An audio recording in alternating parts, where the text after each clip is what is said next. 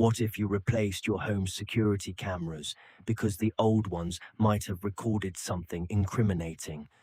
And then the new cameras you installed recorded you doing something even worse.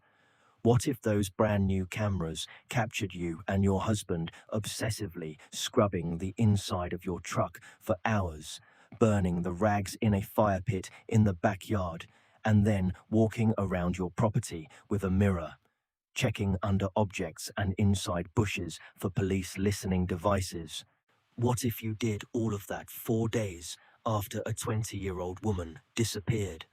A woman your husband had been sleeping with, a woman you had threatened and stalked for months, a woman whose car was found abandoned at a boat landing less than 3 miles from your house.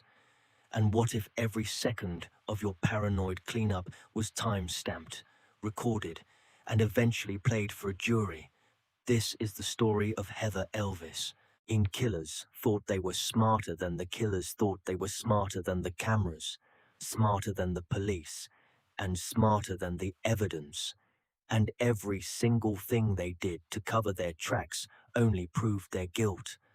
I'm curious, where in the world are you watching from today? Let me know in the comments. And it helps us build a community of people who believe these voices should be remembered. Heather Elvis was born on June 30th, 1993, in Horry County, South Carolina. She was the older of 2 children, born to Terry and Debbie Elvis. She had a younger sister named Morgan.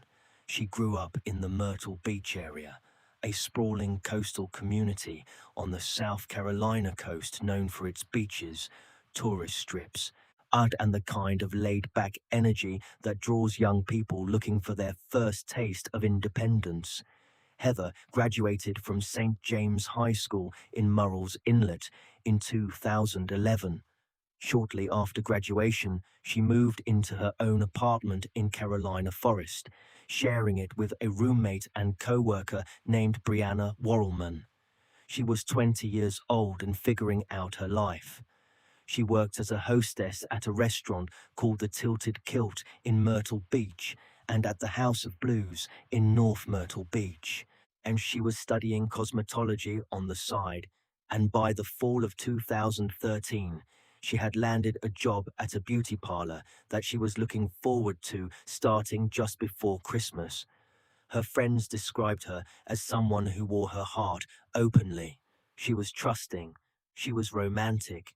She was also, at 20 years old, still learning the difference between the kind of love that lifts you up and the kind that drags you under. In June 2013, and Heather noticed a man who came through the Tilted Kilt to repair kitchen equipment. His name was Sidney Mora. He was 37 years old. He was married. He had 3 children. None of that stopped what happened next. Sidney Mora was a maintenance worker who serviced equipment at multiple restaurants in the Myrtle Beach area, including the Tilted Kilt where Heather worked. He was married to Tammy Mora, who was 40 years old at the time. Key prosecutors, who would later try both Moras, described their marriage in stark terms. Tammy was the dominant partner, controlling, possessive, and volatile. Sidney was, in the words of prosecutor Chris Helms, utterly submissive. She told him where to work, when to work, and what to do. Before his affair with Heather, Sidney had already been unfaithful at least once before, which made Tammy especially suspicious of his behavior. But despite the dysfunction, or perhaps because of it, so the marriage held together through a combination of control on her part and compliance on his. Heather and Sidney began seeing each other in the summer of 2013. The affair was not a secret at the Tilted Kilt. Co-workers knew. Some made fun of Heather for dating a married man. Others were simply uncomfortable with it. Heather posted thinly veiled references to the relationship on Twitter throughout the summer, expressing excitement and emotional intensity that suggested she was deeply invested, and the affair lasted approximately 3 months. In October 2013, Tammy Mora found out, and everything changed. Tammy's discovery of the affair unleashed a campaign of harassment that multiple witnesses would later describe as relentless and cruel. She confronted Heather directly on the phone, belittling her and telling her that Sydney had used her as nothing more than a casual encounter. According to Heather's roommate Brianna, Tammy called Heather's phone repeatedly, for hours at a time. She called from her own number. She called from Sydney's phone. She sent Heather sexually explicit photographs of herself and Sydney together, apparently to taunt her. She called the Tilted Kilt directly, leading to Heather being sent home and losing hours at work. The harassment went beyond phone calls. Tammy posted disparaging comments about Heather on social media. She waged what prosecutors would later describe as a smear campaign designed not just to hurt Heather, but to humiliate her publicly. The intensity of Tammy's response revealed something deeper than ordinary jealousy. This was a woman who viewed Heather not merely as a threat to her marriage, but as an existential insult. Someone who needed to be erased from her husband's life, from her own narrative, and eventually, it seemed, from the world entirely. Inside the Mora household, the dynamics shifted in ways that suggested Tammy was not interested in simply saving her marriage. She wanted absolute control over Sydney as punishment for his betrayal. According to testimony presented at a bond hearing, Tammy handcuffed Sydney to their bed at night to prevent him from sneaking out. During trial, testimony indicated she forced him to get a tattoo of her name on his lower abdomen. A friend of the Mora's son testified that Tammy told Sydney, in front of others, and that if he had not messed with that girl, none of this would be happening. Heather's co-workers said she was scared of Tammy. Her manager at the Tilted Kilt, Jessica Cook, said Heather was genuinely frightened, but she also wanted the situation to end. In early November, Heather and Sydney had a final exchange in which he told her the relationship was over and that he was giving his phone to Tammy as a condition of staying in the marriage. Heather agreed to let go, and she asked only that Tammy stop calling her workplace. She wrote to Sydney at one point that she had lost hours because Tammy kept calling and they sent her home. On September 21st, 2013, as the affair was still ongoing, Heather had posted on Twitter, "Once upon a time, an angel and a devil fell in love. It did not end well." On November 5th, after the breakup, she retweeted a joke by comedian Daniel Tosh that seemed to reference the situation indirectly. The joke read, "Hey married fellas, you can either cheat on your wife or murder her. Never both. That's when you get caught."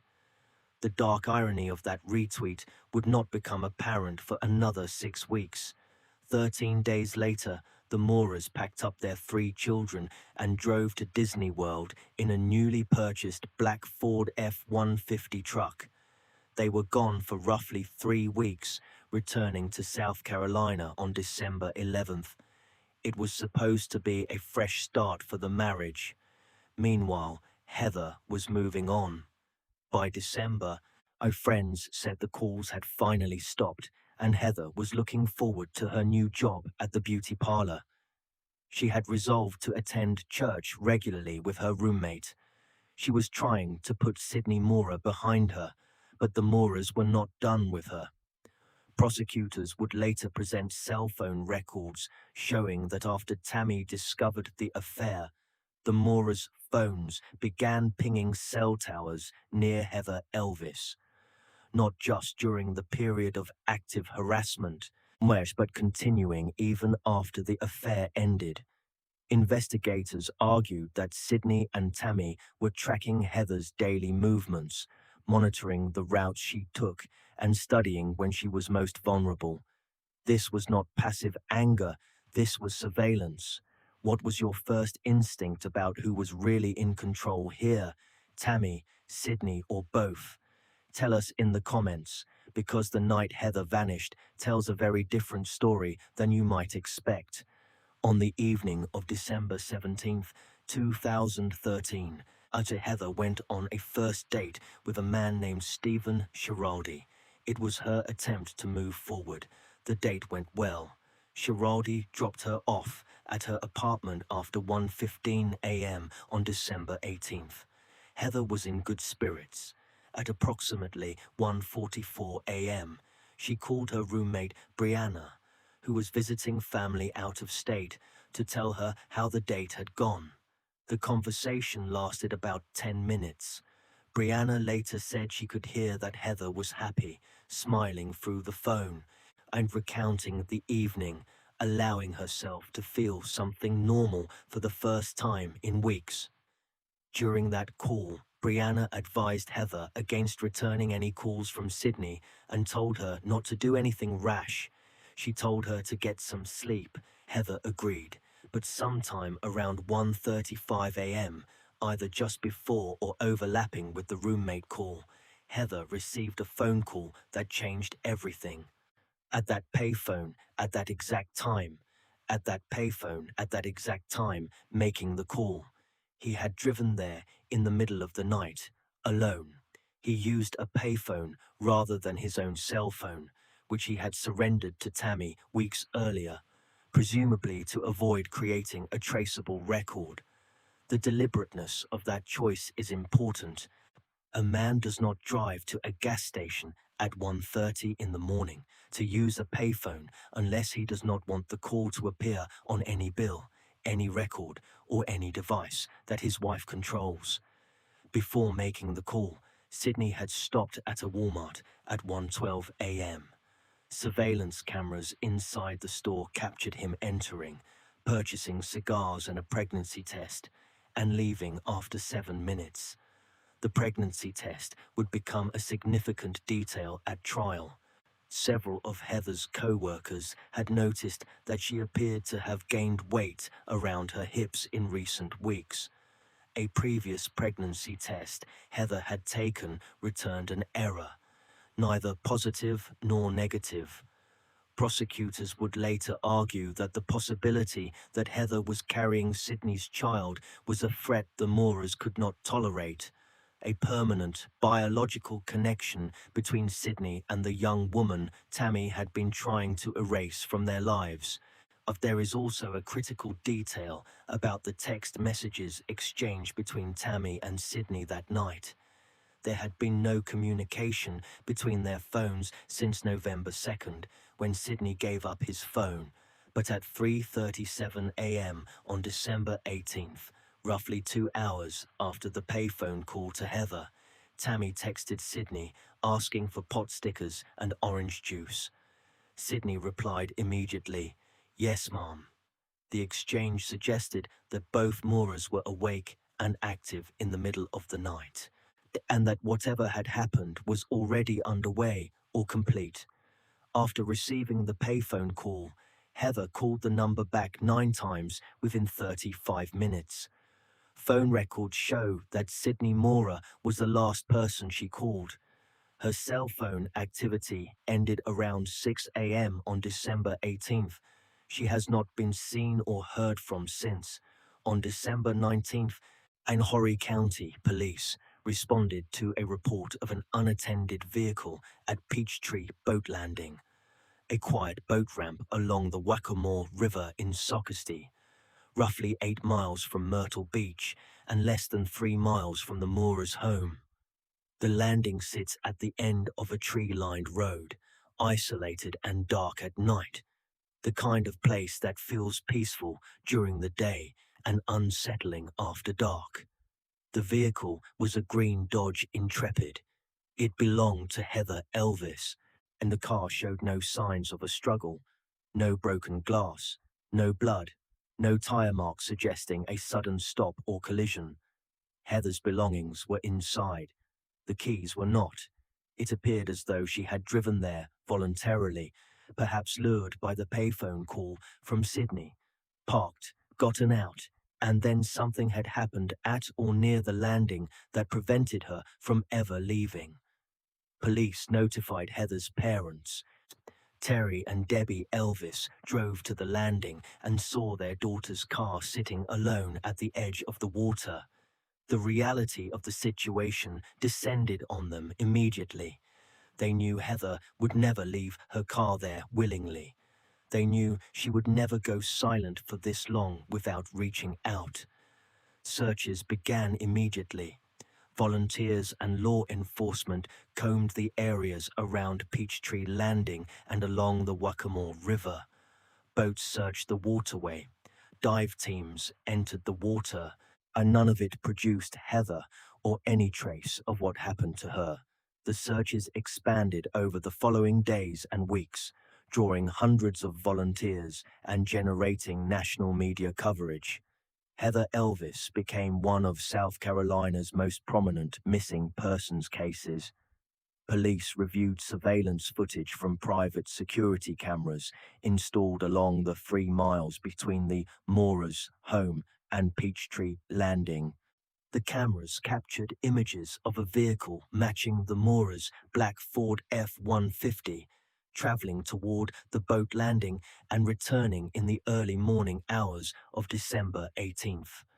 A forensic video analyst who testified at trial compared the headlight patterns, the height of the vehicle, the spacing of the lights, and other physical characteristics. His conclusion was that the truck in the footage was consistent with the Mora's F-150. The defense challenged this analysis, arguing that the footage was too grainy to make definitive identifications, but the analyst stood by his findings after nearly 4 hours of testimony.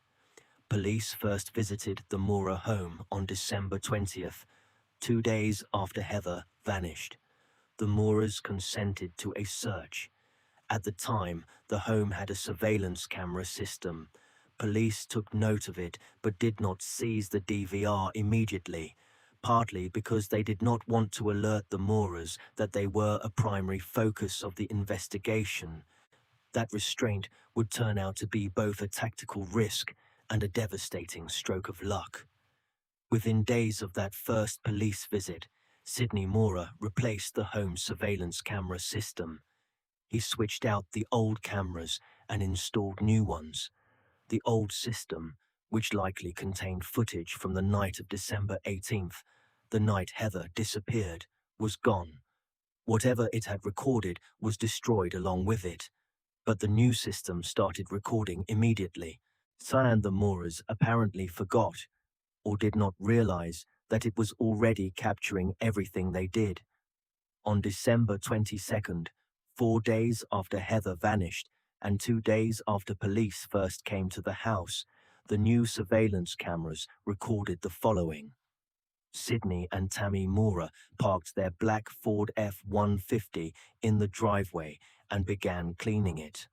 Not a casual wash, not a Sunday afternoon rinse, an obsessive, hours-long deep clean of the vehicle, inside and out. Tammy focused intently on the passenger side, scrubbing the doors, the interior panels, and every surface she could reach. Sidney cleaned the driver's side with equal intensity. Both the exterior and the interior crew compartment were cleaned extensively. As they worked, Sidney started a burn pile in the backyard. The rags and towels they were using to clean the truck were not thrown in the trash. They were carried to the fire and burned. A police lieutenant, who later reviewed the footage, noted that the materials thrown on the fire appeared to be cloth towels, not paper, and that there were enough of them to nearly smother the flames. The footage also captured something else. Before the cleaning began, Tammy Mora and her sister Ashley Kyson were seen moving through the yard with what appeared to be a small mirror. The kind of security mirror used to check under vehicles and inside hidden spaces. Prosecutors argued they were sweeping the property for police listening devices. At trial, Tammy's sister was asked about this footage. She claimed Tammy was simply pulling weeds from her garden and denied being able to identify a mirror in the video. Prosecutors presented the footage to the jury and argued that the behavior spoke for itself. A forensic video expert who examined the DVR from the new surveillance system made one additional discovery. The time and date stamp on the recording had been altered twice. The footage originally showed a date of December 23rd, but the expert determined the actual recording date was December 22nd, meaning someone had tampered with the system's clock after the fact, presumably to create distance between the cleaning and the night Heather disappeared. The Moorers had replaced their old cameras to destroy evidence. Then their new cameras captured them, destroying more evidence. And then they altered the timestamp on the new footage to try to hide when the destruction occurred. Every layer of the cover-up produced a new layer of incrimination. The investigation took time. Heather's body has never been found. Extensive searches of the Waccamaw River and surrounding areas turned up nothing. Without a body, prosecutors faced the challenge of proving that a crime had occurred at all. But the circumstantial case was substantial. The surveillance footage of the F-150 near Peachtree Landing, the payphone call from Sydney to Heather in the middle of the night, the pregnancy test purchased at Walmart minutes before the call, the cell tower data showing the Moorers' phones pinging near Heather's location in the weeks before her disappearance, the hours-long truck cleaning caught on their own cameras, the burned rags, the mirror sweep for bugs, the replaced surveillance system, the tampered timestamps. In February 2014, so both Sydney and Tammy Moorer were arrested and charged with obstruction of justice. Charges of kidnapping, conspiracy to commit kidnapping, and murder followed. The murder charges were eventually dropped because without a body, prosecutors could not establish cause of death beyond a reasonable doubt. The kidnapping charges remained. During police interviews before their arrests, both Moorers attempted to distance themselves from Heather's disappearance. Tammy told investigators that she and Sydney had an open marriage and that the affair did not bother her, a statement that directly contradicted months of documented harassment, threatening messages, and obsessive behavior. Sydney initially denied calling Heather from the payphone. When investigators told him they had surveillance video of him making the call, he changed his story within minutes, claiming he had only called to tell Heather to leave him alone because she had been leaving notes on his car at work. When asked what might have happened to Heather, Sydney shrugged it off. He told investigators she probably disappeared and ran off and did whatever she did. Neither Moorer offered any concrete explanation for the truck being near Peachtree Landing, the hours of cleaning, the burned rags, or the replaced camera system. In October 2018, Tammy Moorer was tried first, and the prosecution, led by Assistant Solicitor Nancy Livesey, compared Tammy to the Wicked Queen from Snow White, a woman so consumed by jealousy that she orchestrated the destruction of someone younger and more innocent. The defense argued that police never found a crime scene and that there was no physical evidence directly connecting Tammy to Peachtree Landing. Tammy's own defense attorney, Greg McCollum, argued that the state had come up with a theory and tried to prop it up with circumstantial evidence. But the jury saw the footage. They heard the phone records. They tracked the cell tower pings. They listened to Tammy's own words in text messages sent in the days before the disappearance, including one in which she wrote about being betrayed by someone she thought was her soulmate. The jury convicted her of kidnapping and conspiracy to commit kidnapping, and she was sentenced to 30 years on each count, 60 years total. Sidney Mora's first trial in 2016 ended in a mistrial when the jury could not reach a unanimous verdict. He was separately convicted of obstruction of justice and sentenced to 10 years. Then he was retried on the kidnapping charges in September 2019. This time, the prosecution presented the surveillance footage from the Mora's own cameras, the truck cleaning, the burn pile, the mirror sweep as centerpiece evidence. The forensic video analyst who had matched the headlight patterns of the F-150 to the footage from Peachtree Landing testified for nearly 4 hours, walking the jury through comparisons of different truck models and explaining why the vehicle in the footage was consistent with the Mora's specific truck. A juror later told reporters that they reviewed the evidence, listened carefully, took a vote, and agreed quickly. It took the jury approximately 2 hours to find Sidney guilty of kidnapping and conspiracy to commit kidnapping. He was sentenced to 30 years in prison. Before sentencing, Sidney addressed the court. He said if he could give the Elvis family closure, he would. He said he had children of his own and understood their pain, but he maintained his innocence and said there was nothing he could give them. Heather's mother, Debbie Elvis, told the judge that Sidney was still holding her daughter hostage from them. Heather's father, Terry, called the verdict just another step in a process that had taken nearly 6 years. What they wanted, what they have always wanted, was to find Heather. They still have not. Both Sidney and Tammy Mora are currently incarcerated at Lee Correctional Institution in South Carolina. Their appeals were denied by the South Carolina Court of Appeals in June 2023. The court held that there was substantial circumstantial evidence supporting the convictions and that the trials were not prejudiced by publicity or improperly admitted evidence. The South Carolina Supreme Court declined to review the decisions. Tammy Mora's projected release date is May 9, 2043. Sidney Mora's is March 31, 2044. In 2025, Sidney filed a motion for a new trial, alleging jury intimidation and requesting a change of venue.